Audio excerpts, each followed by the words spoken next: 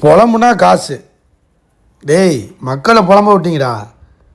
வினோத்துக்கு கொடுமை பண்ணி இந்த அரோரா நாய், பரதேசி நாய், பலூன் நாய், இந்த நாயினால் இப்போ மக்கள் புலம்பிகிட்டு இருக்காங்க. புலம்புனா காசுன்னு டாஸ்க்கு வேறு அதில். அதான் அந்த காசை எடுக்க வச்சுட்டிங்களே இவனை. மாமா டிவி இப்போ வேலையை பார்த்து முடிச்சு விட்டாங்க.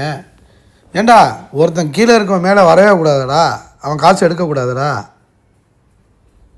50 லட்சத்தை எடுக்கக்கூடாதுடா. அவன் கேவலமாக பண்ணுறாங்க இவங்க.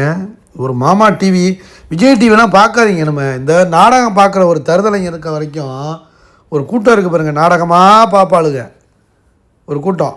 அவளுக்கு இருக்கிற வரைக்கும் இந்த டிவியெல்லாம் ஒன்றும் பண்ண முடியாது. அது பாட்டும் பார்த்துக்கிட்டு தான் இருப்பாங்க. லைக் பண்ணிட்டு வீடியோ பாருங்கள், கண்டிப்பாக சப்ஸ்கிரைப் பண்ணிட்டு வீடியோ பாருங்கள் friends. Bigg Boss Tamil season 9 இந்த நாடகம் பார்க்குற ஒரு பரதேசி கூட்டம் இருக்குங்க. இந்த கூட்டத்தினால தான் இந்த விஜய் டிவிலாம் வாழ்ந்துக்கிட்டு இருக்கு. எல்லாம் பொம்பளை பொறுக்கிங்க. அந்த டிவி வச்சு நடத்துனவங்களே ஒரு பொம்பளை பொறுக்கிங்களா இருக்காங்க. பொம்பளையில் வச்சு தான் இப்போ பாருங்கள். நீங்கள் வேணா இப்போ வினோத்தை அடித்து துரத்தி விட்டாங்க. பாரு, கமருதின்னு எல்லாரையும், கேம் ஆனவங்க எல்லாரையும் துரத்திட்டாங்க. இப்போ உள்ளே இருக்கவங்கலாம் பார்த்தீங்களா, உலக உத்தமர்கள் எல்லாம் உள்ளே இருக்காங்க. எப்படியும் கம்பல்சரி வச்சுருப்பாங்க. பொம்பளை பிள்ளைங்களை வச்சு இல்லாமல் இவங்களால கேம் ஆட முடியாதுங்க. இல்லை என்ன நினச்சிக்கிட்டு இருக்கீங்க நீங்கள்? பாருங்கள், எனக்கு வேண்டியப்பட்ட சாண்ட்ரா பலூனுக்கு பலூன் ஆச்சு. அந்த பக்கம் வந்து திவ்யா ஸ்பான்சர்ஷிப், அந்த பக்கம் சபரி நாய், தெரு நாய் மாதிரி. அவன் எப்படின்னா விஜய் டிவியோட நாய் மாதிரி அவன் வாலாட்டிக்கிட்டே இருப்பான். அதனால தான் வச்சுருக்காங்க, வேறு ஒன்றும் கிடையாது. விக்ரம் பக்ரம், ஓம் சுக்லாம் வரதம் சசி வரதம் உள்ளே இருப்பாங்க அவங்க. எங்கே போனாலும் அவங்க உள்ளே இருப்பாங்க. அரோரா மாதிரி பல அப்படி தான் சொல்லணும். ஏன்னா எவ்வளோ கேவலமாக டாக்டிக்ஸ் பண்ணி இவனை அனுப்பி விட்டுருச்சு தெரியுமாங்க வினோத்தை. கமருதன் எப்படி மேனிப்புலேட் பண்ணிச்சு. பாரு மட்டும்தான் அடித்து துவச்சி விட்டா. அரோரா வந்து பாரு தான் செருப்பை கழட்டி அடித்தான். சாணியை முக்கி அடித்து அழுவ விட்டான். மற்ற எல்லாம் கொஞ்சிக்கிட்டு இருந்தாங்க. கொஞ்சம் அப்படி விஜய் சேதுபதி கொஞ்சம் மேலே பிக் பாஸ் இருக்கான் பாருங்க, பரதேசி பையன் சாசோ வந்து அவன்லாம் கொஞ்சம் எல்லாம் கொஞ்சினாங்க. பாரு மட்டும்தான் அடித்தா, போட்டு பொழந்து விட்டா. அரோராவோட உண்மையான முகத்தை கிழிச்சு விட்டதே பாரு தான். இப்போ வந்து உட்காந்து நல்லவன் மாதிரி நடிச்சுக்கிட்டு இருக்கா. அதாவது நீ கேம் ஆடி தொலைஞ்சிட்டு போ, ஆனால் நல்ல வேஷம் போட்டுக்கிட்டு ஆடக்கூடாதுல்ல. இந்த ஆள் வந்து போய் வாட்டர் மில்லனை போட்டு வம்புழுத்துக்கிட்டே இருந்தான். கடைசியில் வந்து 17 லட்சம் எடுத்துக்கிட்டு போயிட்டான். கூட இருந்த அரோராவை மறந்துட்டான்.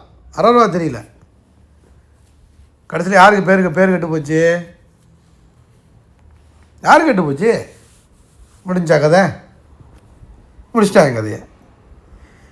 ஐயோ இப்போ என்ன டாஸ்க் வைக்கிறாங்க என்னென்னா, புலம்புனா காசாம்.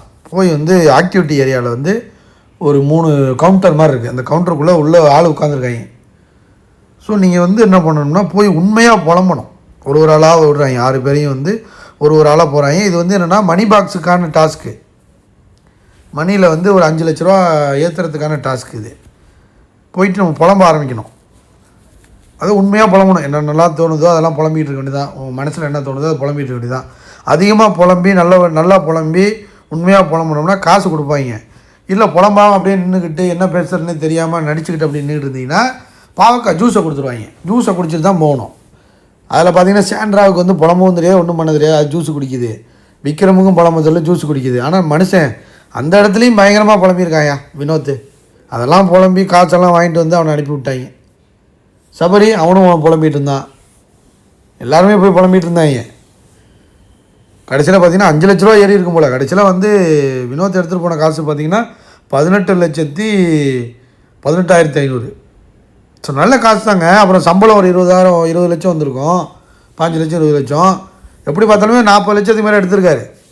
ஸோ அதெல்லாம் ஓகே தான். ஆனால் டைட்டில் வின்னர் ப்ளஸ் வந்து சம்பளம் யோசிச்சு பாருங்கள், காரோட வேறு மாதிரி இருந்திருக்கும்ல. ஸோ அதை நினைக்கும் போது தான் கடுப்பாகுது. பரவாயில்ல, சபரி நல்லவன், அவனையாச்சும் கொஞ்சம் டைட்டில் வின்னர் ஆக்கி விடலாம். ஆனால் அரோரா ஆக்கி தொலைஞ்சிட போகிறாங்க.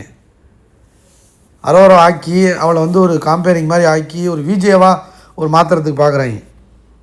அது மட்டும் நல்லா தெரியுது. அரோராவை மாற்ற போகிறாங்க. ரியா எல்லாம் ஹவுசாரி பாய்ஸ் ஐட்டம். ரியா ஒரு ஐட்டம், இவ ஒரு ஐட்டம். 2 ஐட்டத்தையும் வச்சுக்கிட்டு என்னென்னமோ பண்ணுறாங்க விஜய் டிவி. லைக் பண்ணுங்கள், ஷேர் பண்ணுங்கள், கமெண்ட் பண்ணுங்கள்.